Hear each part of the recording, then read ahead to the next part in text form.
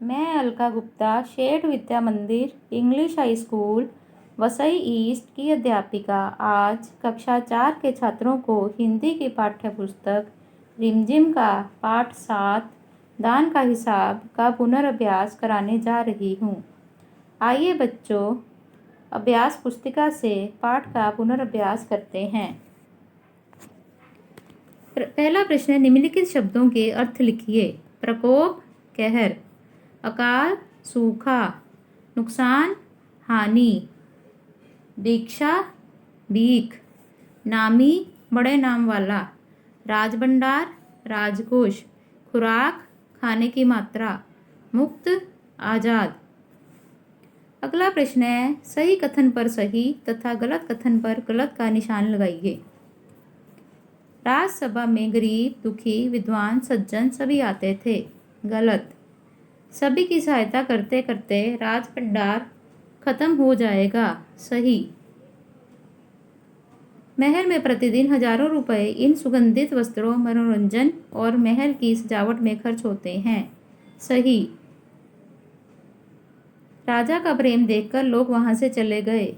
गलत। सन्यासी ने कहा, राजकोष में 20 दिन तक बहुत मामूली भिक्षा प्रतिदिन लेना चाहता हूँ। सही। भंडारी खुशी खुशी मंत्री के पास पूरा हिसाब लेकर आ गया। गलत।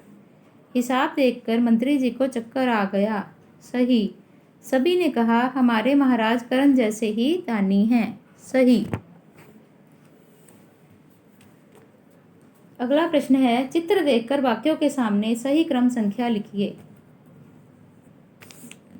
पहला वाक्य है, एक राजा था जो अपने ऊपर हजारों रुपए खर्च करता था।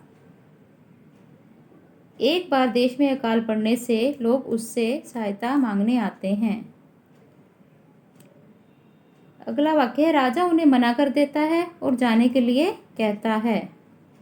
एक दिन एक सन्यासी भिक्षा मांगने आता है। भंडारी जब खजाना खाली होते देखता है तो राजा के पास जाता है। राजा सन्यासी से माफी मांगता है और 50,000 रुपए देता है। आइए बच्चों, अगला प्रश्न पढ़ते हैं। निम्नलिखित कथनों को उनके आशय से मिलाइए। दान के वक्त उनकी मुट्ठी बंद हो जाती थी, यानी कि राजा प्रजा की सहायता के लिए धन नहीं देना चाहते थे। इसी वक्त तुम चुपचाप खिसक जाओ। राजा ने मदद मांगने वालों को चुपचाप वहां से जाने के लिए कहा। छोटे लोगों के कारण नाक में दम हो गया है, यानी कि गरीब लोगों के कारण राजा परेशान हो गए। हिसाब देखकर मंत्री का चेहरा फीका पड़ गया। सन्यासी को दिए जाने वाले रुपयों का हिसाब देखकर मंत्री जी घबरा गए। अगला प्रश्न है, निम्नलिखित प्रश्नों के उत्तर संक्षेप में दीजिए। राजा अपने कपड़ों के लिए कितना खर्च करते? हजारों रुपए। अकाल के लिए राजा ने किसे दोषी बताया? भगवान को। सबकी मदद करने पर राजा क्या हो जाएगा? दिवालिया। लोगों ने महाराज से कितने रुपए की मदद मांगी? 10,000 रुपए। राजा का क्रोध देखकर लोगों ने क्या किया? लोग वहां से चले गए। सन्यासी ने पहले दिन कितने रुपए मांगे? 1 रुपया। 20 दिन का दान का हिसाब कितना बना? 10,48,575 रुपए। सभी ने राजा को कैसा दानी कहा? कर्ण जैसा दानी। अगला प्रश्न है, निम्नलिखित प्रश्नों के उत्तर लिखिए। राज्य के लोग राजा के पास क्यों गए थे? राज्य में अकाल पड़ा था, इसलिए राज्य के लोग राजा के पास सहायता मांगने के लिए गए थे। जब लोग राजा के पास दूसरी बार गए तो उन्होंने क्या गुहार लगाई? दूसरी बार लोगों ने राजा से गुहार लगाई कि हमें सिर्फ 10,000 रुपए दे दें। मंत्री जी को चक्कर क्यों आ गया था?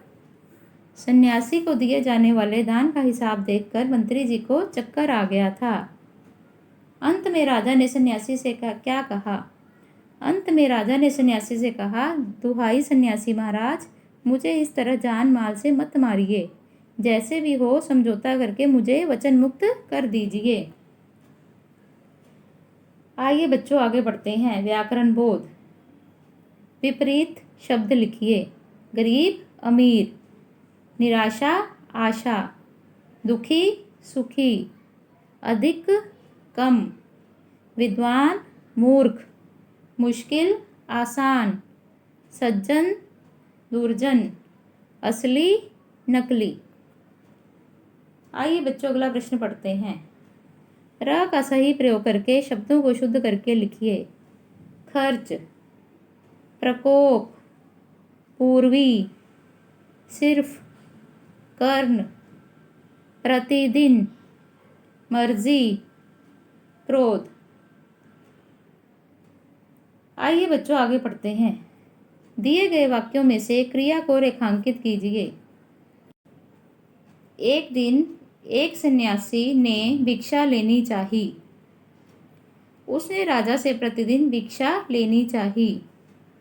राजा ने उसकी बात मान ली। जब कुछ दिन बीत गए, मंत्री परेशान हो गए। राजा ने सन्यासी से माफ़ी मांगी।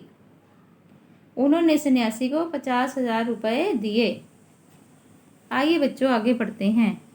नीचे कुछ मुहावरे तथा उनके अर्थ दिए गए हैं। मुहावरों को उनके अर्थ से मिलाइए। मुट्ठी बंद होना, खर्च ना करना, दिवालिया हो जाना, सब कुछ लुट जाना, नाक में दम करना, बहुत तंग करना, चेहरा फीका पड़ना, घबरा जाना। आइए बच्चों आगे पढ़ते हैं। सही वर्तनी वाले शब्द पर सही का निशान लगाइए तथा लिखिए। उपस्थित, भूकंप, खत्म, दिवालिया, मुश्किल। बच्चों आज का हमारा ये पाठ समाप्त होता है। धन्यवाद।